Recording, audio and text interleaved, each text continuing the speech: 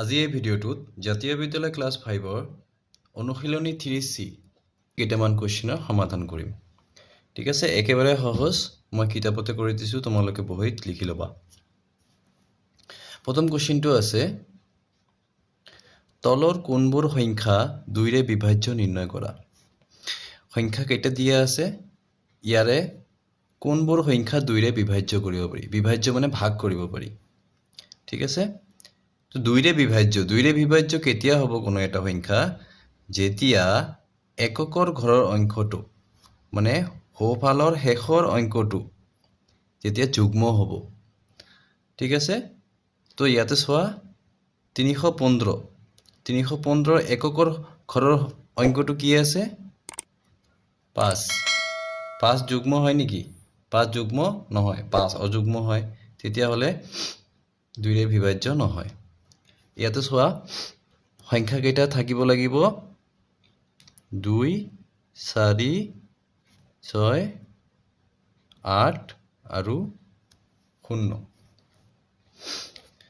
এইকেইটা যুগ্ম সংখ্যা থাকিলে 2ৰে বিভাজ্য হ'ব।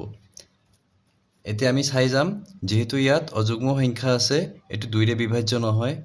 ইয়াত 0 আছে, এইটো 2ৰে বিভাজ্য হ'ব। ইয়াত চোৱা 913 এককৰ ঘৰৰ অংকটো কি আছে, আমি বাকীকেইটা অংক নাচাম, আমি অকল এককৰ ঘৰৰ অংকটো চাম। এককৰ ঘৰৰ অংক অযুগ্ম 3, তেতিয়াহ'লে এই 2ৰে বিভাজ্য নহয়। ইয়াত আছে 7 2ৰে বিভাজ্য নহয়, গতিকে সংখ্যাটো 2ৰে বিভাজ্য নহ'ব। ইয়াতে চোৱা শেষত কি আছে, 6 কি এটা যুগ্ম সংখ্যা, তেতিয়াহ'লে এই গোটেই সংখ্যাটো 2ৰে বিভাজ্য হ'ব। যদি শেষৰ অংকটো যুগ্ম থাকে, তেতিয়াহ'লে গোটেই সংখ্যাটো 2ৰে বিভাজ্য হ'ব। নেক্সট, ইয়াতে চোৱা শেষত কি আছে, 2 যুগ্ম সংখ্যা, তেতিয়াহ'লে ইয়াক 2ৰে বিভাজ্য হ'ব। ইয়াত 8 যুগ্ম সংখ্যা, 2ৰে বিভাজ্য হ'ব। ইয়াত 1 অযুগ্ম সংখ্যা, 2ৰে বিভাজ্য নহয়। ইয়াত 9 অযুগ্ম সংখ্যা, 2ৰে বিভাজ্য নহয়। ইয়াত আছে 4, তেতিয়াহ'লে এইটো 2ৰে বিভাজ্য হ'ব। তোমালোকে লিখিবা 2ৰে বিভাজ্য হোৱা সংখ্যাবোৰ হ'ল এইটো আৰু এইটো। ঠিক আছে, এতিয়া নেক্সট কুৱেশ্যনটো হ'ল, তলৰ কোনবোৰ সংখ্যা 3ৰে বিভাজ্য হয়। কেনেকৈ গম পাম 3ৰে বিভাজ্য হয় নে নহয়? একেবাৰে সহজ, সংখ্যাকেইটা যোগ কৰি দিবা। মই ইয়াতে দেখুৱাই দিছোঁ ছাইডত। ধৰি লোৱা 633 আমি ল'লোঁ। এই সংখ্যাকেইটাৰ অংককেইটা আমি যোগ কৰি দিম। 6 + 3 + 3 কিমান হ'ব? 12। এতিয়া চোৱাচোন 12 3ৰে বিভাজ্য হ'ব নেকি? যদি 12 3ৰে বিভাজ্য হয়, তেতিয়াহ'লে এই সংখ্যাটো 3ৰে বিভাজ্য হ'ব।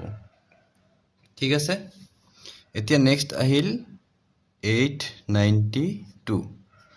ইয়াত কি কৰিম, 8 + 9 + 2 কিমান হ'ব? 19। 19 3ৰে বিভাজ্য হ'ব নহয়, তেতিয়াহ'লে এইটো 3ৰে বিভাজ্য নহ'ব। ঠিক আছে, কি পালা? এইটো সংখ্যা 3ৰে বিভাজ্য হ'ব, এইটো সংখ্যা 3ৰে বিভাজ্য নহয়। এতিয়া নেক্সটটো চাওঁ, 4170। এতিয়া লিখিম 4 + 1 + 7 + 0 কিমান হ'ব? 4 + 1 5, 5 + 7 12। এতিয়া চোৱাচোন 12 3ৰে বিভাজ্য হ'ব নেকি? 12 3ৰে বিভাজ্য হ'ব, তেতিয়াহ'লে এই সংখ্যাটোও 3ৰে বিভাজ্য হ'ব। এতিয়া নেক্সট আহিলোঁ 9681। 9681 কি কৰিম? 9 + 6 + 8 + 1 24। 24 3ৰে বিভাজ্য হ'ব নেকি? 3ৰে বিভাজ্য হ'ব, তেতিয়াহ'লে এই সংখ্যাটোও 3ৰে বিভাজ্য হ'ব। এতিয়া নেক্সট আছে চোৱা 18932। 1 + 8 + 9 প্লাছ 3 প্লাছ 2 ইয়াত কিমান হ'ব 23 তো 23ক আমি 3 ৰে বিভাজ্য কৰিব নোৱাৰো তেতিয়াহ'লে এইটো সংখ্যা 3 ৰে বিভাজ্য নহয় বুজি পাইছা এতিয়া 3 ৰে বিভাজ্য কৰিবলগীয়া হ'লে কি কৰিব লাগিব সংখ্যাটোৰ গোটেইকেইটা অংক যোগ কৰিব লাগিব যিটো যোগফল ওলাব সেই যোগফলটোক যদি 3 ৰে বিভাজ্য কৰিব পাৰি তেতিয়াহ'লে আমি সংখ্যাটোক 3 ৰে বিভাজ্য কৰিব পাৰিম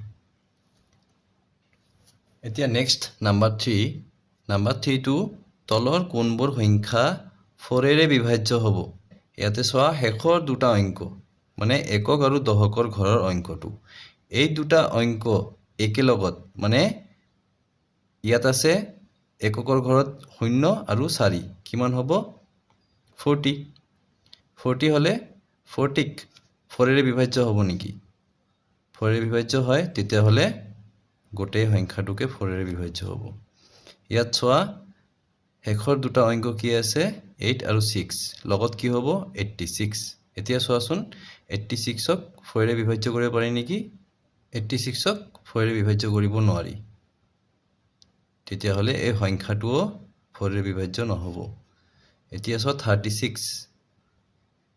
36 আমি কি কৰিম এককৰ আৰু দশকৰ ঘৰৰ অংক দুটা ল'ম 36 হ'ব 36ক আমি 4 ৰে বিভাজ্য কৰিব পাৰিম নেকি পাৰিম তেতিয়াহ'লে এই সংখ্যাটো 4 ৰে বিভাজ্য হ'ব ইয়াত আছে এতিয়া 68ক চোৱা 4 ৰে বিভাজ্য কৰিব পাৰিম নেকি তেতিয়াহ'লে এই সংখ্যাটোও 4 ৰে বিভাজ্য হ'ব ইয়াৰ পিছত আছে শেষৰ অংক দুটা 18 হলে কি হ'ব 18ক 4 ৰে বিভাজ্য কৰিব পাৰি নেকি নোৱাৰি তেতিয়াহ'লে এইটো নহয় তেতিয়াহ'লে চোৱা ইয়াত 4 ৰে বিভাজ্য কৰিব পৰা সংখ্যা কেইটা হ'ল এইটো আৰু এইটো তোমালোকে লিখিবা এনেকে যে 4 ৰে বিভাজ্য কৰিব পৰা সংখ্যাবোৰ হ'ল এইটো আৰু এইটো লিখিবা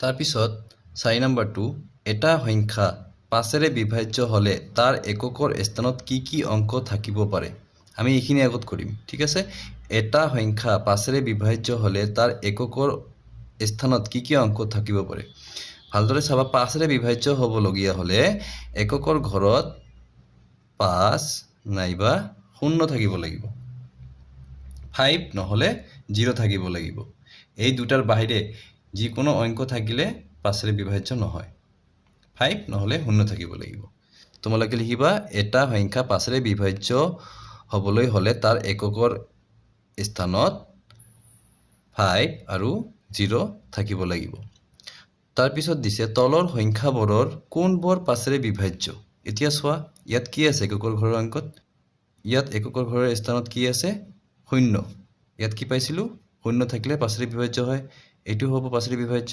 এইটো কি আছে 8 থাকিলে নহয় ইয়াত আকো কি আছে 5 থাকিলে এইটো বিভাজ্য হ'ব ইয়াত 5 আছে এককৰ ঘৰৰ এককৰ এটা চাবা দে বাকি কেইটা নালাগে খালি এককৰ ঘৰৰ অংকটো চাবা 5 বা 0 থাকিব লাগিব 5 থাকিলে কি হ'ব এইটো বিভাজ্য হ'ব এইটো হ'ব ইয়াত কি আছে 4 এইটো নহয় তেতিয়াহ'লে লিখিবা তলৰ সংখ্যাবোৰৰ ভিতৰত 5 ৰে বিভাজ্য হোৱা সংখ্যা কেইটা হ'ল এইটো আৰু এইটো লিখি দিবা ঠিক আছে আমি নেক্সট ভিডিঅ'ত বাকি কেইটা কোৱেশ্চনৰ সমাধান কৰিম